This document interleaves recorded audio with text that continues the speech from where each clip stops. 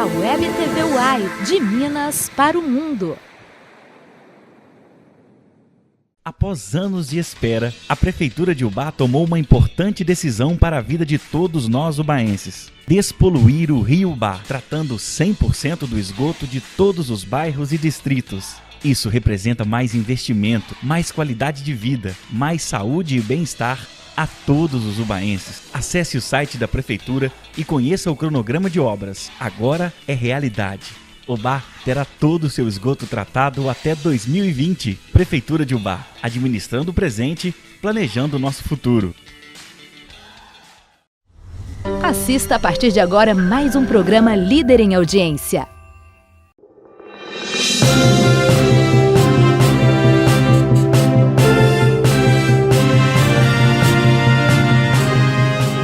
Olá, internautas, o programa No Estúdio hoje traz um convidado muito especial. Ele que há tempos a gente vem tentando trazer aqui nos estúdios da Web TV Uai, mas devido às suas funções no governo do estado, ele com toda certeza uma agenda muito cheia, mas nesta sexta-feira, dia 12 de janeiro, está de férias, né?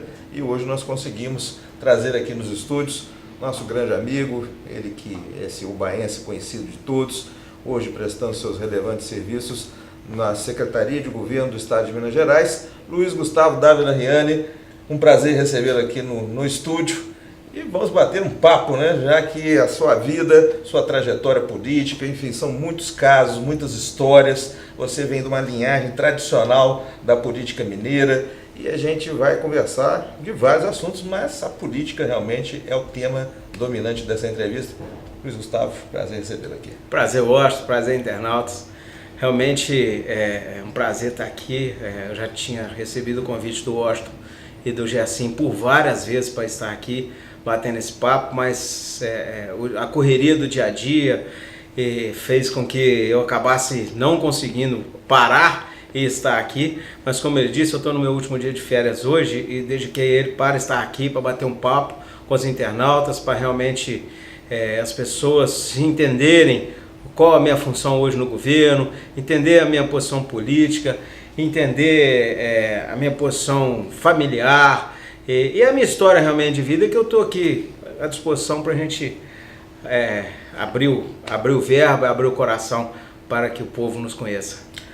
Falando nessa tradicional família que você pertence, a gente tem sempre em mente seu avô, Clodismith Riani, essa grande figura da história política brasileira, ele que foi um líder sindical, foi deputado, representou Ubá e a região no Parlamento Mineiro.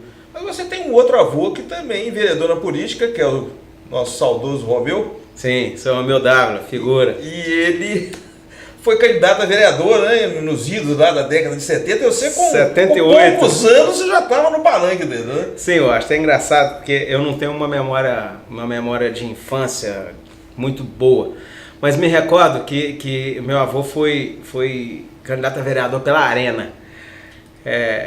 Uma ironia do destino. Aí você já tem ideia de quanto tempo tem, né? Uma ironia do destino, mas realmente o primeiro palanque que eu subi na minha vida foi aos 6 anos de idade, com o meu avô candidato a vereador pela Arena em Ubá. Foi no bairro São João, na entrada do bairro São João, numa carroceria de caminhão, que era o costume de fazer os comícios, e eu tenho essa memória de eu ali com meu avô Romeu, que infelizmente saudoso avô Romeu, que realmente sempre foi uma pessoa muito próxima a mim, sempre onde é que ele ia ele me carregava. Ele era meu avô realmente, meu avô como um pai, e eu tenho certeza que eu era mais que um neto, eu era um filho para ele. Mas vida que segue. E aí, eu estou para te falar que, apesar do sangue de Riani, a primeira vez que eu tive um contato com a política foi com o sangue dos Dávila. Agora, o seu avô Clodismith, quando já depois do período da ditadura militar, enfim, ele já, felizmente, livre de todos aqueles processos que ele sofreu por parte da ditadura, pela sua militância sindical, pela sua militância política, enfim. Foi aí que você realmente tomou contato com a política nacional, né, Gustavo? Do que foi o nosso passado, o que esse país sofreu ao longo de 21 anos da noite escura da ditadura militar, a redemocratização. Foi realmente aí que você começou a se interessar verdadeiramente pela política, né? Em termos, assim, eu lembro que eu com 10 anos de idade, a eleição de 1982, teve um comício em Ubá, onde é que, na Praça Guido, né, que tradicionalmente, antigamente, os comícios eram na Praça Guido, e aí era num domingo, lembro como se fosse ontem, domingo passado, aí veio Tancredo Neves, veio o Itamar Franco, veio o Ronan Tito, que era candidato, o Itamar candidato ao Senado, veio o Vô, que era candidato a deputado estadual, essa turma toda vindo da anistia. Da anistia da ditadura. Então eles almoçaram, passaram na casa dos meus pais, que é aqui na Rua Santa Cruz, aqui atrás, Rua Santa Cruz 49, onde é que eu participei, uma grande parte da minha vida foi aqui na Santa Cruz 49. E eles daqui, eles foram para o comício na Praça Guido. E lá fui eu. Então, aí já foi a segunda vez que eu estava num palanque político. Foi justamente, eu me lembro disso perfeitamente, dos discursos aí, e ao lado do Vô de mão dada, e o Vô fazendo, foi um dos que discursaram naquele momento, naquele começo. Mas a minha relação grande com política mesmo, na verdade, aí fizemos essa campanha, ajudamos, aquela coisa de menino, eu tinha 10 anos de idade, e aí corria e espalhava panfletinho, naquela época podia dar camisa, tinha camisa escrito Riane, boné escrito Riane, então a gente fazia isso. E aí eu lembro que em 86 também, meu avô foi candidato à reeleição novamente, foi a última disputa dele, ele perdeu a reeleição, na época ele teve 32 mil votos, ele ficou na primeira suplência em 86. Saudoso PTB, né? Não, PMDB. 82 PMDB, ele fez carreira política no PTB na época, mas ele, depois da anistia, todos os democratas se abrigaram no PTB. Exato. Né? E aí em 86 eu lembro dessa campanha dele também, bem veemente, eu lembro que assim, deu até um impacto, ele tinha um cartaz, que antigamente também se usava muito cartaz, era um cartaz vermelho, e ele é a foto dele com a camisa preta também. Então o meu avô Romeu tinha a ótica Jácia, que era em frente ao Banco do Brasil, ali na esquina ali do Banco do Brasil, do lado da FAEM Joias ali, e nós pegamos e enchemos do alto até embaixo naquela esquina ali, fizemos como se fosse um grande outdoor com esses cartazes do vô Riane. Então eu tenho foto disso, então eu lembro dessa coisa também. Mas eu passei a viver política e respirar política foi a partir de 88. Campanha do professor De Filippo, Isso, seu pai, exato. Nosso querido Exato. Augusto Migiani, candidato a vice-prefeito. Né? Exatamente. E aí ali eu já estava com 16 anos, e eu lembro das conversas de bastidores. O De Filippo, um homem muito enérgico, muito convicto nas coisas dele. E o pai seria candidato a vereador pelo PMDB. O pai era afiliado ao PMDB, o vô PMDB, tinha uma história de PMDB, o pai viria candidato a vereador pelo PMDB. E aí ficou uma grande discussão dentro do PMDB de quem seria o vice, que o De Filippo era do PMDB também e tal. E o De Filippo bateu o pé e falou assim: o meu vice tem que ser o Riane. O PMDB falou assim: não, eu não aceito o Riane. Ele falou: perfeitamente, então a gente sai. Aí saiu o De Filippo e saiu o pai do PMDB e foram candidatos. Sinceramente, eu não me recordo qual partido, mas foram candidatos. PSC. Não, o PSC foi o pai, eu acho que foi PSC, mas o pai eu tenho certeza que foi PSC em 92. Uhum. Ele, eu tenho certeza que foi. Essa de 88 eu não me lembro se o De Filippo ficou pelo PMDB e o pai que saiu, mas eu acho que saiu os dois. O De Filippo virou e falou assim: então é o seguinte, Riane, sai do partido, vamos sair do partido e vamos ser candidato, porque o meu vice-prefeito é você. E aí, assim, foi uma campanha fantástica, os mais antigos lembram disso. Foi uma campanha do par de sapato. Par de sapato, exatamente. Foi uma campanha que veio, assim, pela primeira vez, assim, depois de longos e longos e longos anos, a chamada esquerda ganha na cidade. que era, a gente ganhou a eleição do atual deputado, que foi o deputado Dirceu. Ele tinha a campanha dele era já considerada como uma campanha vitoriosa, que era Dirceu e Tadeu, uma dupla.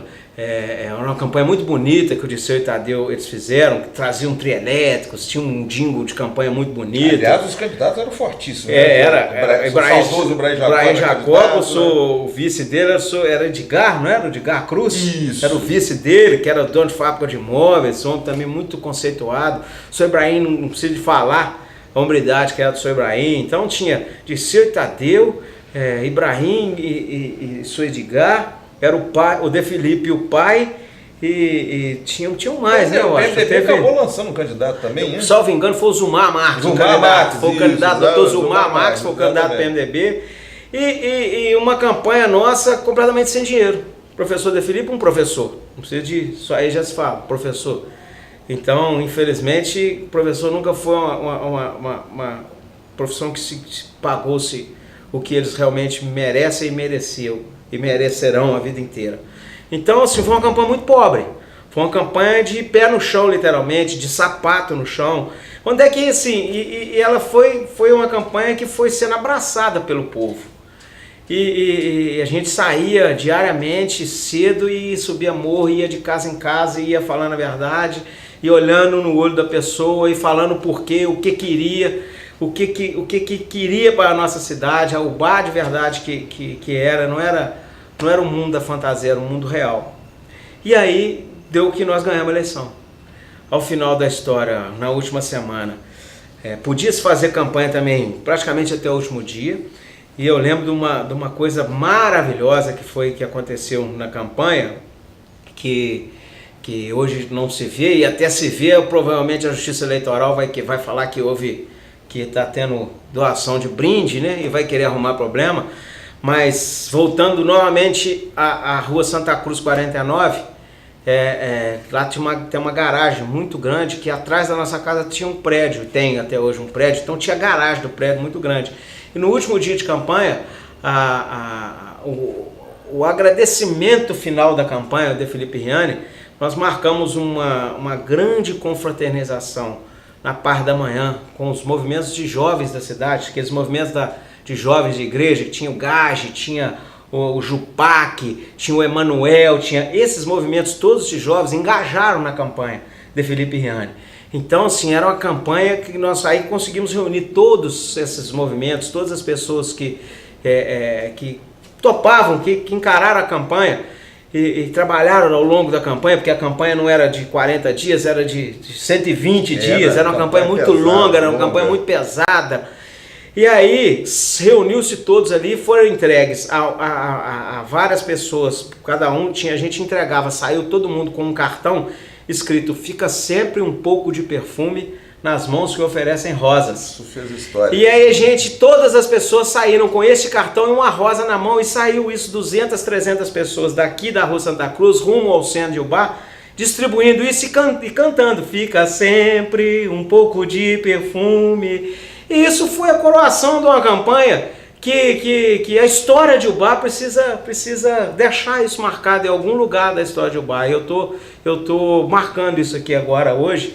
Espero que isso fique realmente gravado nos anais da história política de Ubá. Foi um momento maravilhoso, independente de meu pai ter sido um dos protagonistas disso e eu estar junto, mas foi maravilhoso. E aí, assim, voltando lá no início de que como você realmente entrou na sua luta política, foi a partir de 88. Apesar de eu já ter um viver dentro da política, ter nascido dentro da política, mas de 88 para frente que eu passei a ter a dimensão do que é a política e passei a ter a política dentro da minha vida. A minha vida ser a política. E tenho muito orgulho, olho isso, vou falar isso olhando na cara de cada um desses internautas que estão nos ouvindo, tenho muito orgulho de ser político. Vou repetir, eu tenho orgulho de ser político. Num momento político que o país atravessa, de várias denúncias de corrupção, de roubalheira, de ladruagem, existe político sério nesse país. Eu, graças a Deus, bato no peito e falo que sou político sério. Agora, essa história começa, portanto, para valer, em 88, com a sua participação na campanha do seu pai, vice-prefeito, professor De Filipe. Depois, em 90, veio a campanha deputado doutor Soibraim Jacó, nós apoiamos Soibraim à época. 92, seu pai sai candidato a prefeito. Meu pai sai candidato a prefeito, uma campanha muito interessante também, muito bacana de ser feito. Ele tentando trazer também aquela mesma ideia assim, ó, o meu vice é o Sou Vitório Exposto. Na época ele bancou o Sou Vitório, mesmo contra as forças políticas na época querendo indicarem outras pessoas de vice. Ali a política já dava um salto diferente do que já foi em 88. O pai bancou ele com Sou Vitório. E eu lembro que a campanha nossa era uma campanha muito árdua também, que foi feita com o Marcinho Calçado, fez um samba enredo na época, que eu lembro ele inteiro aqui, eu só não vou cantar porque não vai ficar muito chato, eu não sou lá um cantor de samba, até de rock and roll eu fui, mas de samba não. Então, mas eu lembro um samba muito bonito do pai, o Celcinho Gomes ajudou muito, tinha uma equipe de jovens, Zé do Carmo Araújo também foi um grande baluarte na eleição de 88, e na de 92 do pai. Então, assim, ali é o que você falou. Aí em 92, pronto, o pai perdeu a eleição, circunstâncias, né? Foi circunstâncias, assim, eu lembro como se fosse hoje, fiquei muito bravo com o professor De Filipe à época também, que faltando 15 dias para a campanha, o Washington Gesso deve lembrar bem disso, o professor De Filipe soltou, para começar, assim, só para se lembrar, tinham 6 candidatos a prefeito naquela época. Xavier Pereira, inclusive, foi candidato também. Eram 7 candidatos. Afonso Mendes, Dom do Amarim Santo Antônio no auge. O professor Xavier Pereira e Santinho Barreto como vice. Dirceu Ribeiro, o Munir Jacó, candidato. Quem foi o candidato do PT? Foi o Sereno com a dona Edith de vice. Exatamente. Sereno com a dona Edith de vice. E eu acho que foram esses os nomes, mas foi uma campanha realmente, eu contei 5, mas teve mais realmente, mas aí não estou me recordando deles agora. Mas aí foi uma campanha assim, que foi uma campanha muito dura. Dirceu e Munir. Não, o Munir, Dirceu foi depois, o Dirceu, o Munir foi candidato. Munir, o pai dele era deputado, o Dirceu, eu não lembro quem foi o vice do Dirceu à época, não sei se foi a Oswaldina. Era o doutor... Foi o doutor Zé Maurício. Doutor Zé Maurício. Que o Dirceu ganhou a eleição à época. Exato. E aí ficou uma eleição muito polarizada, assim. Na verdade, tinham 3 grandes candidatos, que eram todos grandes candidatos, na verdade, mas a disputa basicamente em cima do pai, Dirceu e Munir. O Dirceu e o Munir entraram, eu lembro direitinho, eles entraram num atrito, discutiram e nós tentamos correr por fora. E aí realmente nós corremos por fora. No que nós corremos por fora, aí começou a crescer a nossa candidatura, aí eles perceberam, diz os bastidores da política, que a turma do Saulo Coelho, né? O Saulo na época, muito influente também, deputado, presidente da Telemig, chamou a turma lá e falou assim, ó, vocês vão deixar o De Filipe ganhar a eleição de novo com o Riane? Porque vocês dois estão aí nessa briga toda, ele só está crescendo. E nós temos que bater neles. No Riane é difícil de bater, mas no De Filipe ele vem da administração. E aí pronto, aí desabaram uma guerra entre o Dr. Munir e o De Filipe muito grande. Foi uma briga muito pesada e que acabou atingindo a gente, mas eu acho que o grande diferencial que decretou a nossa derrota em 92 foi que, faltando uma semana, 10 dias para a eleição, o De Filipe me solta uma cobrança de dívida ativa na cidade de IPTU. E as pessoas tinham servidores públicos na prefeitura, que uma prefeitura enraizada pela turma da direita, vamos dizer assim, elas iam de casa em casa entregar o IPTU, o carnê da dívida ativa, a cartinha comunicando a dívida ativa, informando ao cidadão que o Riane mandou entregar com a cobrança de IPTU, que se não pagasse IPTU ia perder a casa. Então, assim, isso foi... Nós, desesperados, subimos no gabinete do De Filipe, eu, pai e Sou Vitório Exposto, subimos lá falando com ele que se ele não tinha noção, porque aquele ia decretar a nossa derrota. E nós, com pesquisa na mão, levamos a pesquisa para ele para demonstrar que nós estávamos em primeiro lugar nas pesquisas. Nós íamos ganhar a eleição. E aí ele fala com a gente que se a gente tivesse ganhar a eleição, era com isso ou sem isso, isso não ia influenciar na decisão da eleição. E acabou que nós perdemos a eleição, o Dirceu venceu brilhantemente, o Munir ficou aquela coisa meio embolada entre Dirceu, Munir e Riane. O Munir ficou em segundo lugar, o pai em terceiro, mas vida que segue. E aí fomos de novo tocar a situação, e aí foi que acabou com a minha vida dando uma grande reviravolta aí também, que foi quando eu fui passar a fazer a minha faculdade de Direito. Foi justamente nesse ano, e aí são as surpresas que a vida nos reserva. Eu era comerciante, eu trabalhava na ótica do meu avô tinha passado a ótica para mim, então eu era um comerciante na cidade, já com 20 anos, e já era um trabalho desde 14, graças a Deus. Meu pai nunca me impôs e eu nunca precisei trabalhar, mas ele impôs uma educação para mim que me forçava a entender que eu precisava trabalhar desde cedo, eu precisava assumir as minhas responsabilidades, e fui trabalhar. Lembro também, como meu primeiro emprego foi como garçom. Eu fui ser garçom na lanchonete, em frente à padaria Ponto Verde, na Rua 15, tinha uma lanchonete chamava Lanchão. Era do Braulio Hilário e do Ronaldo, falecido amigo nosso, Ronaldo Hilário. Era o Braulio e o Ronaldo. O meu cunhado, o Juninho Magrelo, trabalhava lá. E eu fui pedir emprego. E eu fui pedir emprego por uma circunstância que meu pai descobriu que eu estava fumando e falou comigo assim, eu não posso te proibir de fumar porque eu fumo também, mas dinheiro para você comprar isso não vai. Eu falei, não pode deixar, eu vou me virar. E arrumei emprego de garçom, foi meu primeiro emprego, fui trabalhar na lanchonete, no lanchão. Isso com 14, 15 anos. E dali fiquei no comércio até 92, quando fui entrar para a faculdade, e sempre... E a faculdade de Direito e a política é algo muito foi justamente a faculdade de Direito que te habilitou na campanha vitoriosa do Dr. Antônio Carlos Jacó, com seu pai de vice, novamente, que te habilitou a ser o procurador jurídico da prefeitura na gestão Antônio Carlos Jacó, né? Foi verdade. Eu me formei em 97, fiz 20 anos de formado agora, e aí em 98 eu já advogando e já com o escritório, já tinha o nosso comércio, a Ótica Jácia ficou com a minha tia que tocava, e eu fui abrir meu escritório junto com meu pai e fui advogar. Eu lembro que eu fui fiz uma pós-graduação em Direito Público, e em 2000, tem um fato engraçado também em 2000. 2000 foi uma eleição também que vinha Dirceu foi prefeito, ele foi prefeito até 96, ele elegeu o Narciso, que o Narciso ninguém esperava dele ganhar, foi uma grande zebra na época, que ele veio candidato a deputado em 94, teve 4 mil e poucos votos em Ubá. Eu lembro que todo mundo falava em 94 que a carreira dele estava encerrada. Fechou o caixão do Narciso, era essa expressão que se usava em Ubá.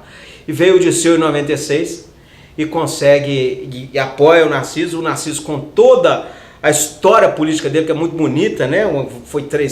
Já tinha sido 2 vezes deputado, tinha sido 2 vezes prefeito de Ubá, então teve uma história, várias vezes vereador, tinha uma história política muito bonita, então era um nome leve para ser carregado, e o Dirceu conseguiu em 96. Contra 2 candidatos fortíssimos, professor Devilipo e Munir Jacó. Exatamente, foi uma eleição, e as forças progressistas do município, todas ao lado do Munir Jacó, inclusive o Partido dos Trabalhadores, inclusive o PT, que foi quando foi a primeira vez que o Vadim já tinha sido candidato por outras 2 vezes, sido mais votado por 2 vezes e não conseguia levar por conta de legenda. E em 1996 foi justamente nessa eleição, onde é que se uniu todas as forças progressistas, a esquerda de Ubá, PDT, PSB, e PMDB e tal, tudo em prol do nome do Munir Jacó para prefeito.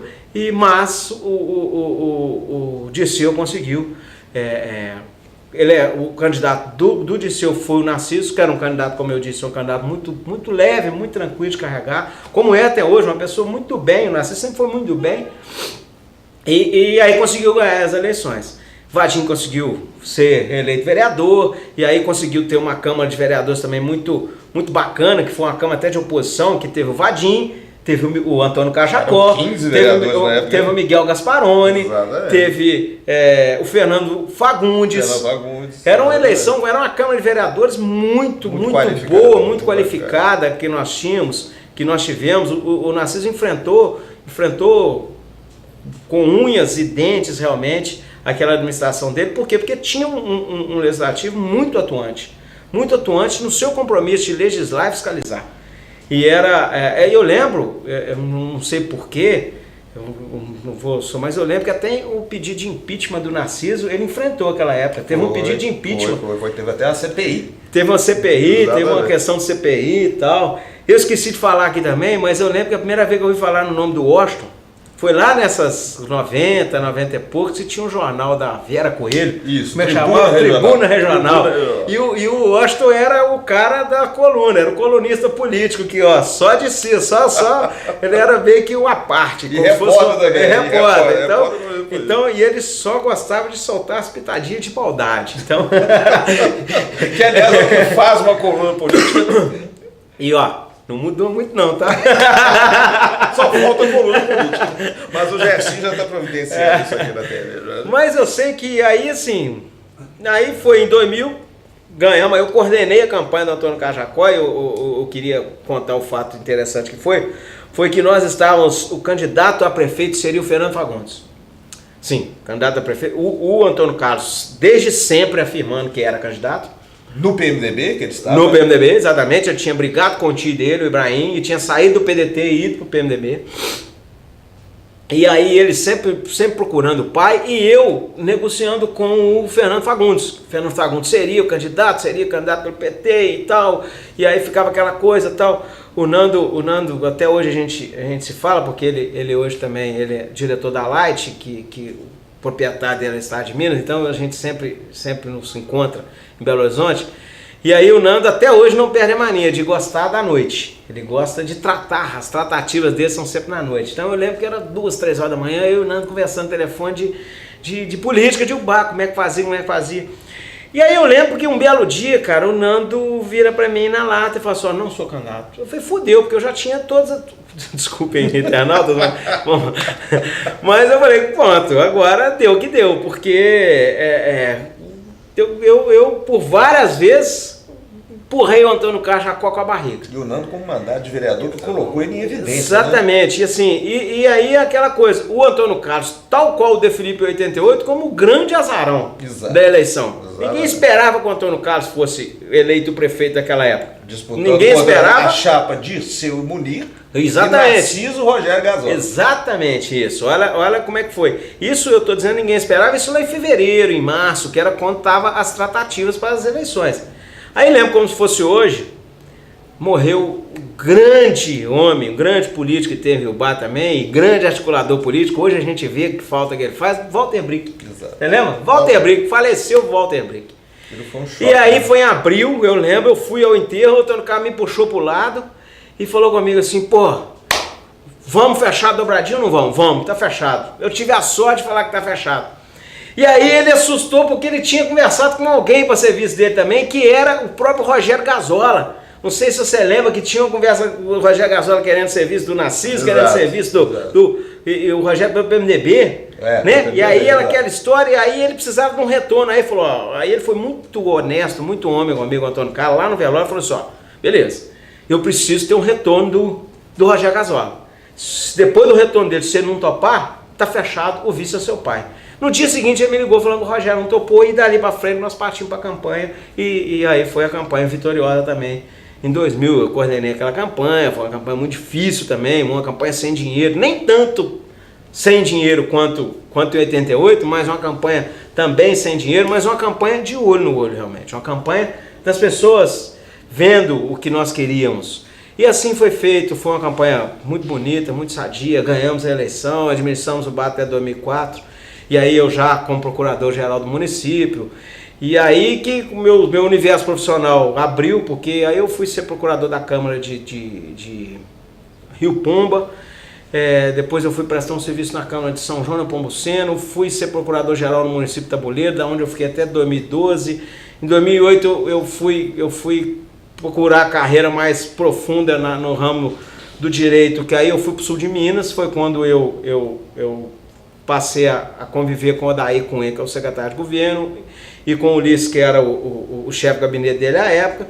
Depois o Ulisses veio ser, eles foram candidatos em 2010 a deputados, o Odair é federal, o Ulisses é estadual, E eu os apoiei, todos dois se elegeram, e aí a trajetória que todos já conhecem de 2010 para cá, que culminou nessa posição que eu me encontro hoje como subsecretário da Secretaria de Governo, e que torço para que não pare por aí. Agora, o Odair Cunha era prefeito da cidade do sul de Minas, que você pôde, enfim, trabalhar junto com ele? Não. Na verdade, ele nunca foi prefeito. Na verdade, ele era advogado da Câmara de São Bento do Abade. E aí, ele foi eleito, ele era advogado da Câmara de São Bento do Abade, e ele foi eleito deputado naquela onda do Patrus. Ah, sim, ele em não passou pelo executivo. Em 2002. Então ele não passou pelo executivo, foi eleito com 20 e poucos anos. Uhum. Aí em 2008, foi quando ele me procurou, nós tínhamos um amigo em comum, ele já deputado pelo segundo mandato, já estava no segundo mandato, e ele me procurou porque precisava de um serviço jurídico. Teve uma referência boa minha e me procurou para um serviço jurídico. Então, depois que eu fiz o serviço jurídico, ele agradou do serviço, e aí não paramos mais. Estamos desde 2008, fazendo 10 anos agora que eu estou trabalhando com o Odair e com o Ulisses aí nessa trajetória. Chegando então em 2018, Odair Cunha, secretário de Estado de Governo, você subsecretário de Assuntos Parlamentares da Secretaria de Estado de Governo, e você é um ubaense que hoje no governo do Estado representa também uma ponte entre a cidade de Ubá, a região, e o governo do Estado. Gustavo, nesse período que você está exercendo essa subsecretaria lá na Secretaria de Estado de Governo, você tem uma responsabilidade muito grande, que é lidar com os deputados da Assembleia Legislativa de Minas, né? E a gente sabe, né, o governador Pimentel, ele enfrenta uma oposição ali acirrada, ferrenha, mas dentro do que a política mineira sempre foi, né? Uma disputa leal, disputa de ideias, de propostas, de debates. E como é que é lidar com essa situação? Você que tem que ter esse diálogo com todos os deputados, tanto os da base como os da oposição. Na verdade, Washington, assim, o Odair, ele administra, assim, a gente precisa fazer uma explicação até para que as pessoas consigam entender, e até para entender o porquê que existe hoje um respaldo para a subsecretaria da qual eu respondo, existe um certo poder na subsecretaria que eu respondo. E aí, para isso, vou fazer um breve histórico do Odair como secretário de governo. Nós tínhamos costumes, e todos nós sabemos disso, que o antigo secretário de governo do Estado, que era o Danilo de Castro, ele geria a secretaria de governo, ele, extremamente personalista na gestão. Então tudo tinha que passar por ele que conversava diretamente com os deputados, ele conversava diretamente com o prefeito, ele que fazia a política em si, ele que autorizava os pagamentos, Então, sim, o modelo de trabalho dele era nisso. Aí me chega o Odair Cunha, com um modelo completamente antagônico, de total descentralização. E aí o que aconteceu? Ele pegou o secretário adjunto dele, e colocou lá, colocou para tocar a secretaria em si, a parte burocrática, a parte de nomeações, a parte de exoneração, a parte de, enfim, o controle em si de toda a secretaria é feito pelo secretário junto. Claro, ele é o secretário de governo, ele é quem determina as diretrizes, são dadas por ele. Ele pegou uma subsecretaria que já existia, que é a Subsecretaria de Assuntos Municipais, e colocou lá um subsecretário para que esse subsecretário lidasse com os municípios, lidasse diretamente com os prefeitos, lidasse com tudo. E na cabeça dele pensou em criar uma subsecretaria, e criou a Subsecretaria de Assuntos Parlamentares, onde é que essa subsecretaria lida diretamente com os parlamentares. Me lembro bem, vou fazer uma passagem aqui, eu acho que é importante, toda vez que eu tiver a oportunidade de explicar isso e de contar esse fato, eu vou contar com a experiência que eu tive muito forte com Deus mesmo, a experiência com Deus, que foi o seguinte, me lembro, final de 2014, a gente ganhou as eleições, Pimentel eleito, muito boato, o Odair assume a Secretaria de Governo, não assume e tal. Me lembro que conversei com o Odair um belo dia querendo assumir a Subsecretaria de Assuntos Municipais. Por quê? Porque diz respeito ao que eu fazia, o que eu faço profissionalmente, o meu escritório faz. Ele dá com os prefeitos, com as prefeituras, com licitação, com contratos, Então, na minha cabeça eu queria isso. Esse era meu desejo. E lembro que isso é assim, só um parênteses, é importante dizer que eu fui para Belo Horizonte trabalhar em 2012. As pessoas ligam muito que eu fui para lá a partir de 2015, quando eu assumi o governo, mas na verdade eu montei o meu escritório em Belo Horizonte em 2012. Então eu estou lá trabalhando com o meu escritório desde 2012. Aí eu lembro que voltei de Belo Horizonte, um sábado de manhã, cheguei em casa, a minha esposa, minha filha e meu filho sentados tomando café, eu cheguei para tomar café com eles.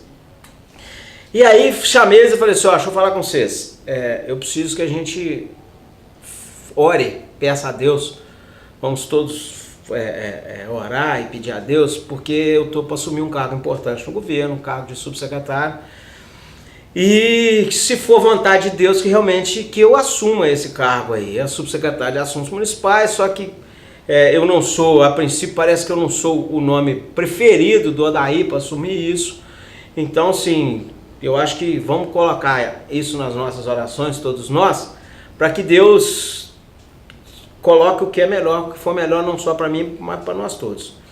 E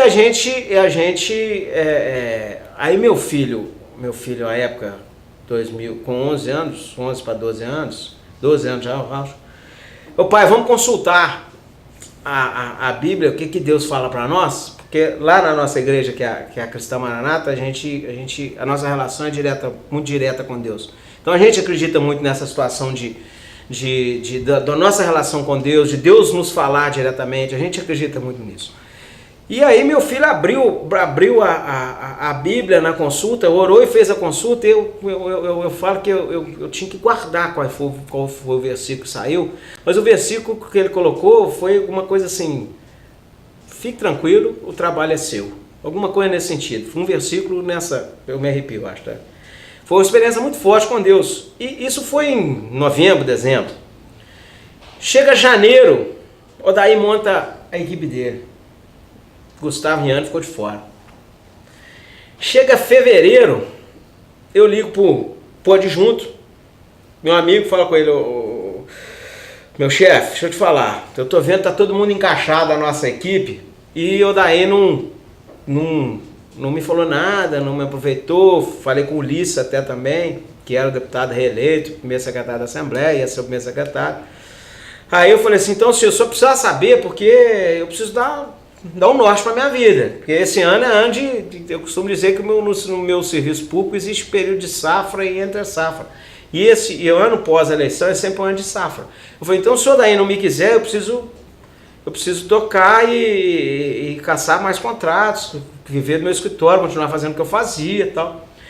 E aí o Ulisses me liga um belo dia e fala assim, ô Riani, que lá eles me tratam como Riani, ô Riani, o Odair tá te chamando aqui em Belo Horizonte, perguntando se você tem como vir aqui, eu tava em um bar, para conversar com ele. Eu fui, fevereiro, peguei o carro e fui, cheguei lá e falei, uai Riani, eu fiquei sabendo que você tá chateado comigo, meio puto comigo, que eu deixei você de fora.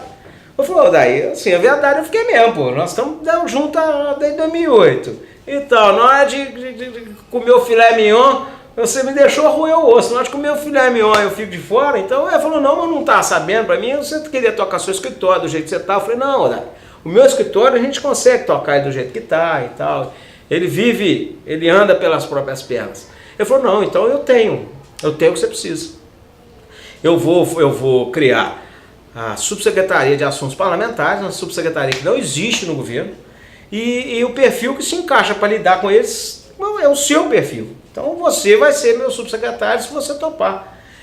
Aí eu falei, pô, fechado aí. Não perguntei quanto que é, não perguntei nada, quanto se paga, não nada. Não, fechado, porque eu sou homem de grupo, eu sou homem de projeto, então eu falei, não, beleza, tá fechado. E aí eu fiz essa consideração com Deus, e quis falar, e vou falar sempre isso, porque assim, Deus foi tão maravilhoso nesse ponto, que não existia o cargo para mim. Não existia o cargo foi criado para mim. Então, assim, uma experiência que eu passo para vocês, internautas, assim, não estou aqui para doutrinar ninguém, não quero doutrinar ninguém, cada um tem a forma de viver a sua vida, mas eu estou aqui para relatar a vocês uma grande experiência com Deus que eu tive, neste caso, da política, da minha vida profissional. Então eu dou muito valor a isso. Isso não é meu, isso é de Deus. Eu posso sair de lá amanhã. Foi Deus que me colocou, Deus que vai me tirar. Então, assim vai ser minha vida. E aí fui para a subsecretaria e fui encarar a coisa, uma coisa completamente nova para todo mundo. O que é? Ah, não, é a relação com os deputados. Eu falei, beleza. Como é que nós vamos fazer isso? Eu falei, não sei, vamos pensar. E aí fomos pensando e fomos criando o formato em si. Eu, quando tinha escritório em Ubá, quem era meu cliente aqui sabe bem disso, eu sempre gostei de ir às pessoas. Os meus clientes, eu não marcava com eles no meu escritório, eu marcava com eles no escritório deles, na fábrica deles, na indústria deles, no comércio deles. Por quê? Por dois motivos. Primeiro, para dar o conforto dele me receber lá. Segundo, numa cidade pequena como a nossa, se alguém vê outra pessoa entrando no escritório de advocacia, nunca acha que ele está lá para assinar um contrato, para me analisar um contrato de 10 milhões de reais que ele vai ganhar. Vai achar que o cara está com um problema jurídico enorme. Então, assim, aí eu sempre gostei de ir às pessoas. E assim fiz. Lá também, eu falei, quer saber? Eu vou para lá. E rachei para a Assembleia, sentei com o Durval Ângelo de governo. Durval, a situação é essa. E aí nós vamos precisar andar muito casado, eu e você. E eu vou precisar muito de sua ajuda. Você tem 7 anos, 7 mandatos. Eu estou começando isso aqui agora e tal. E aí assim eu fiz com vários líderes. Fiz com o deputado Agostinho Patrus, fiz com o deputado André Quintão, fiz com o deputado Ulisses Gomes. E fui conversando com essas grandes lideranças para me arrumar o meu suporte em si. E aí assim foi feito, e eu passei a ser costumo dizer assim, o leve trás. Eu brinco isso. Eu levo do governo, eu levo dos deputados para o governo e trago do governo para os deputados. Hoje os deputados têm uma facilidade, têm um acesso ao governo muito grande, que é comigo.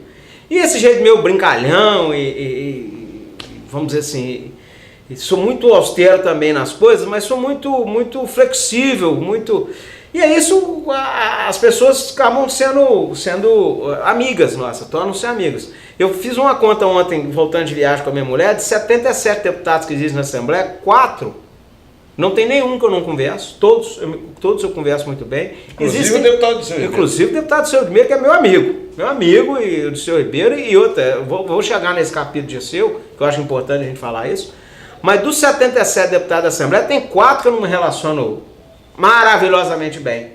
73, entre eles, oposição e situação, as pessoas, eu sinto que eles gostam de mim, eu sinto que há tratativas boas entre eu e eles, não existe assim, sacanagem, ranço, não existe, eles respeitam a minha opinião, eu respeito a opinião deles, então assim, isso é muito interessante. Agora, uma pergunta que muita gente se faz, afinal de contas, o que o Ubá ganha com a presença do ubaense Luiz Gustavo Daveriani na Subsecretaria de Assuntos Parlamentares da Secretaria de Estado do Governo? Aí é importante entrar o capítulo de Seu. De Seu, todos sabem, não é surpresa para ninguém que nós nunca caminhamos numa eleição junto. Nem na última do Fernando Pimentel. Nem na última. O partido de Seu está coligado com o outro candidato. Mas de Seu ganha a eleição. Ótimo.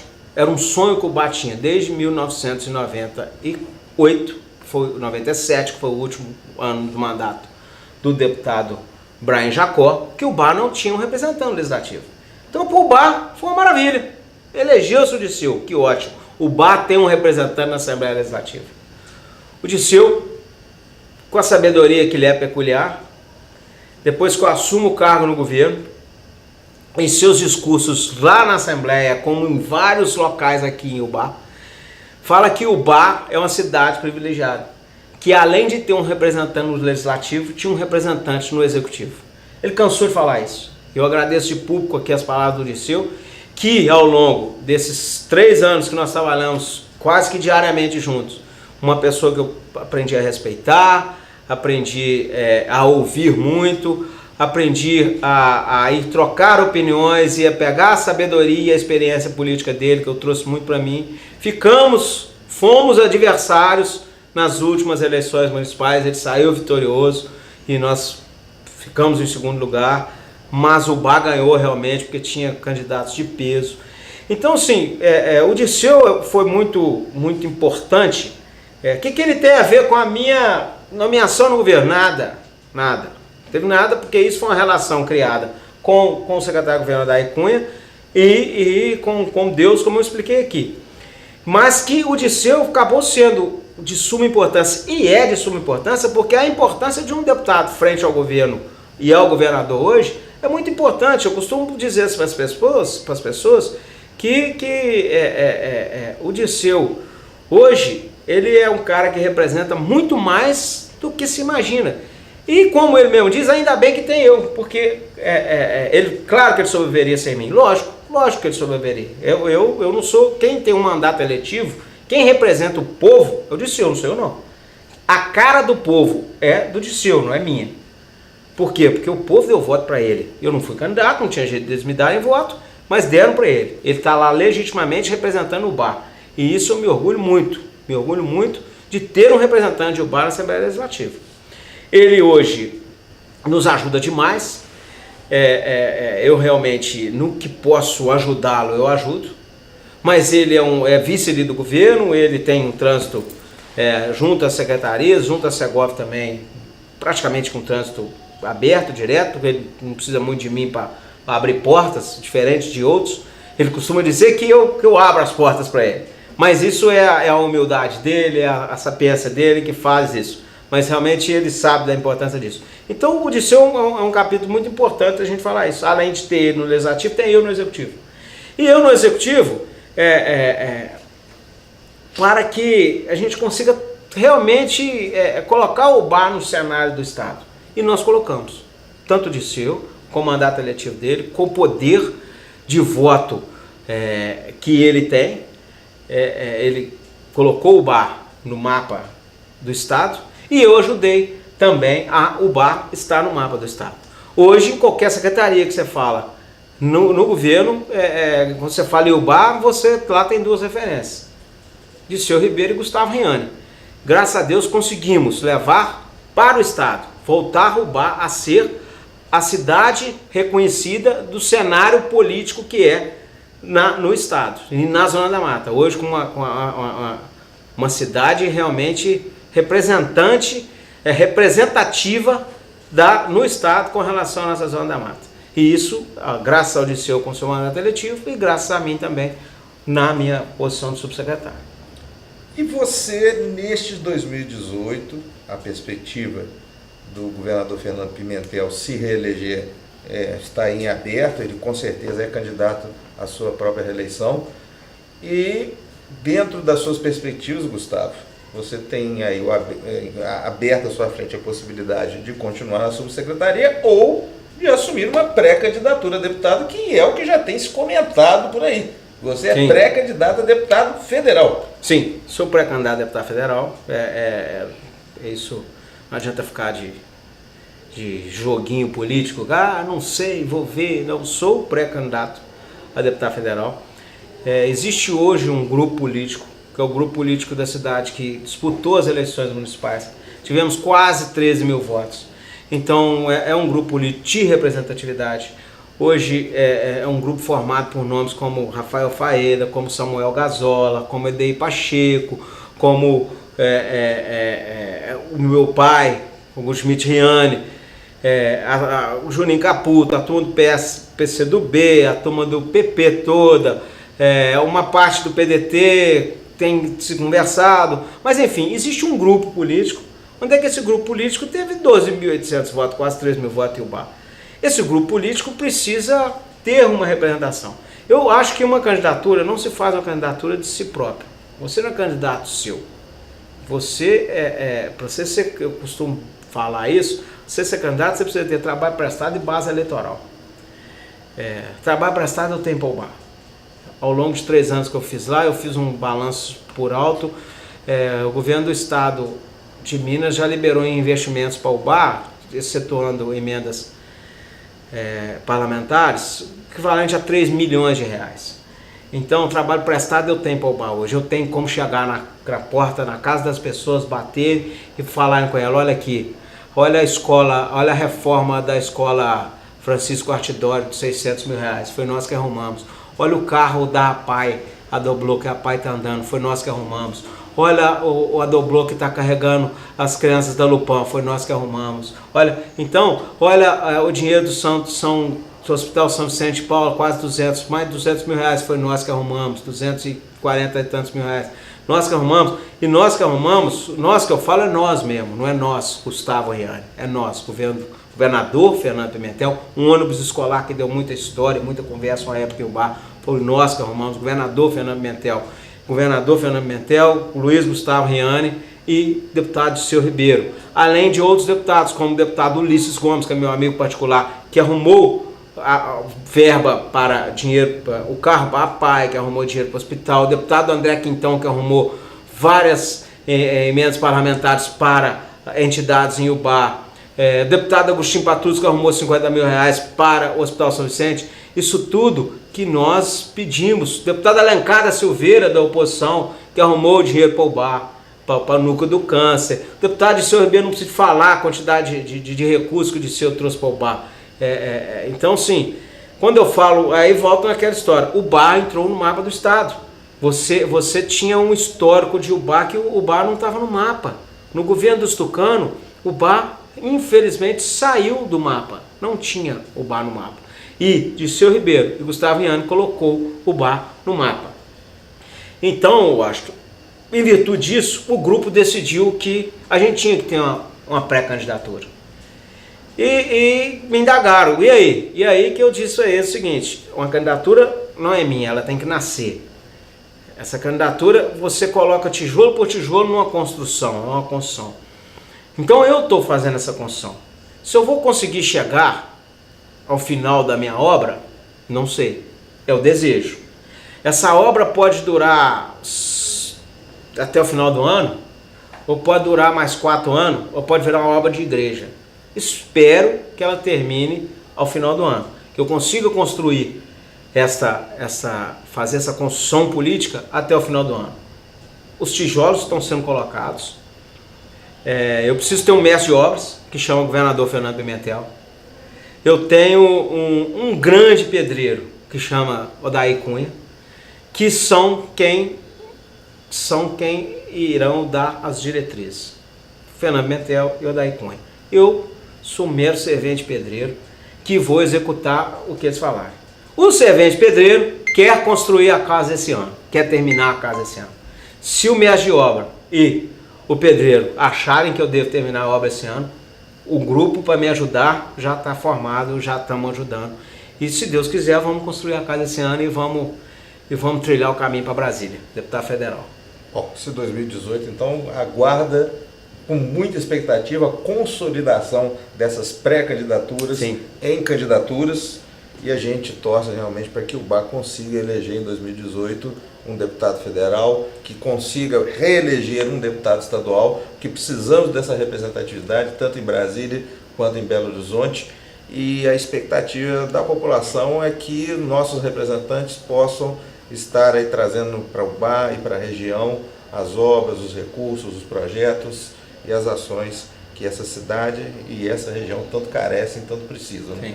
É um ano difícil, né? O ano de 2018 um ano onde, né, os problemas econômicos estão aí, os recursos que vão alavancar as candidaturas vão estar sob severíssima fiscalização da Justiça Eleitoral. O olho no olho e a sola do sapato vai valer muito. E eu espero que você esteja com alguns pares de sapato disponíveis para poder encarar caso sua pré-candidatura realmente se materialize. Não, na verdade é que se eu não for candidato, certamente esse grupo terá um candidato. Ou 2 candidatos. Esse grupo, a grande importância é a seguinte, esse grupo tem um objetivo também, que é 2020. A eleição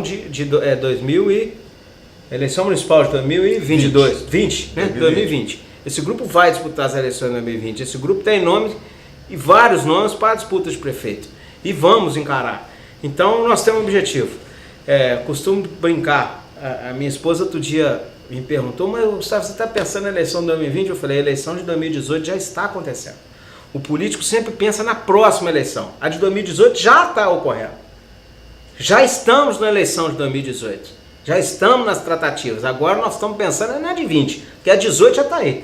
Agora é só ajustar o tabuleiro. Quem vai ser? Se é o Washington, se é o Gerson, se sou eu, se é o Ulisses, se é o André Quintão, se é o Dirceu, se vai vir o Varela, se não vai vir. E só por falar em Varela, é muito importante lembrar isso para o Ubá.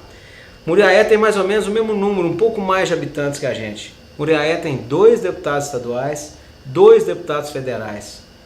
Eu tenho como princípio, não gosto de fazer aquela política que eu sempre ouvi em Ubá, de que fulano é paraquedista, Beltrano é paraquedista. Eu não gosto disso. E vou explicar para vocês, até porque para terminar, não sei como é que está a programação, que eu já falei muito, eu acho.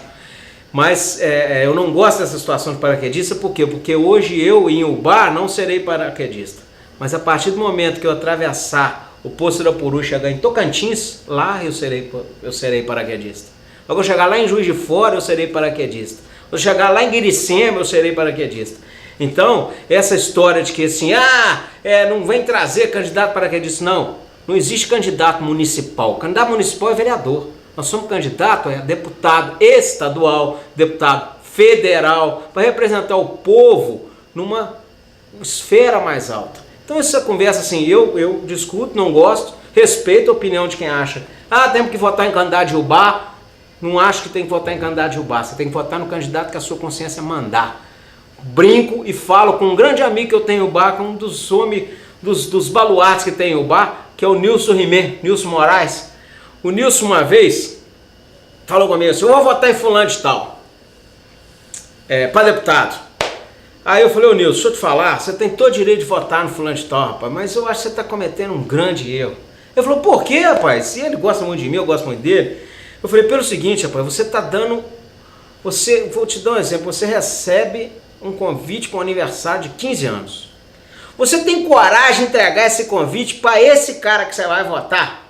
Para ir lá te representar no aniversário de 15 anos? De jeito nenhum. Eu falei, rapaz, então, você está entregando o seu convite de cidadão para esse cara falar em seu nome lá na Assembleia Legislativa? Para falar em seu nome na Câmara Federal? Você tem coragem disso? Não tinha pensado nesse lado, não é? Então o que eu peço para a população já, eu acho que assim, não votem porque o candidato é de Ubá. Votem no candidato que tem as suas ideias, que pode te representar. Que seja ele da direita, que seja ele da esquerda, mas que ele tenha a cara de estar fazendo um discurso que seria o seu se lá você tivesse. É mais ou menos essa a minha linhagem política e é assim que eu acho que a política tem que ser feita. Gustavo, foi um prazer te receber aqui. A gente aguardava, né, com uma certa até expectativa, né, a sua vinda aqui, porque a gente sabia que ia sair muita história interessante desse bate-papo. A gente vai ter outras oportunidades. Temos que voltar, porque eu só falei de Ubá, precisamos falar da região também. Então, a região que está vendo, me desculpe, internautas, mas nós fiz muita coisa, fizemos, o governo do estado fez muita coisa por vocês. Vamos marcar uma segunda prosa dessa para a região. Com certeza. Teremos aí a oportunidade de falar com você novamente. Mande um grande abraço para o Dr. Augusto Mitriani. Obrigado. O seu avô, aliás, né? Eu não preciso nem dizer o quanto eu sou fã, né? Do nosso querido Clodes Mitriani. Na oportunidade que se você estiver com ele também, mande um grande abraço. Pode deixar, que mandarei. E o programa do estúdio recebeu o subsecretário de Assuntos Parlamentares da Secretaria de Estado do Governo de Minas Gerais, o baense Luiz Gustavo Dávila Riani, que está estudando uma pré-candidatura a deputado federal, e nós aqui da Web TV UAI estaremos acompanhando atentamente esse cenário político que já se desenha para o ano de 2018. Gustavo, muito obrigado pela presença, grande abraço e um bom retorno ao trabalho, né? Obrigado.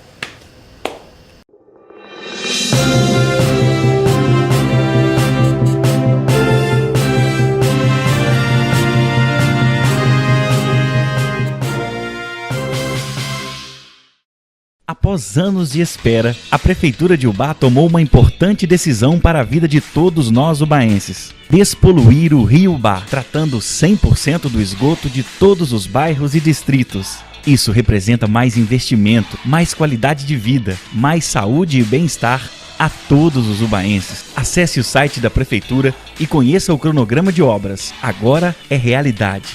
Ubá terá todo o seu esgoto tratado até 2020. Prefeitura de Ubá, administrando o presente, planejando o nosso futuro.